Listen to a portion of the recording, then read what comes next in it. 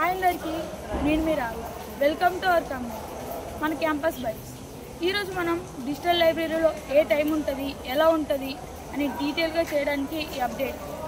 8 మంది ఎలా యూజ్ చేస్తున్నారు, స్టడీ పర్పసా, గేమ్ పర్పసా, బిజినెస్ పర్పసా, ఆన్లైన్ క్లాసెసా, ఫిజిక్స్ వలన, వేదాంతు అనే డీటెయిల్గా చేయడానికే ఈ వీడియో. ఇప్పుడు మనం డిజిటల్ లైబ్రరీకి వెళ్ళి ఎలా ఉందో చూద్దాం. ఇందులో మనం చెప్పినట్టు ఇది డిజిటల్కి వెళ్ళే వే.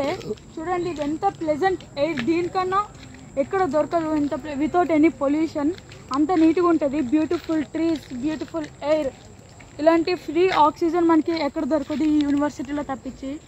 అందుకే ఇప్పుడు వెళ్ళి చూద్దాం. ఇప్పుడు మనం డిజిటల్ లైబ్రరీకి వచ్చేసాం.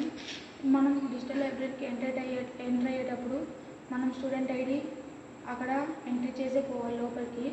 మనం వెళ్తాం.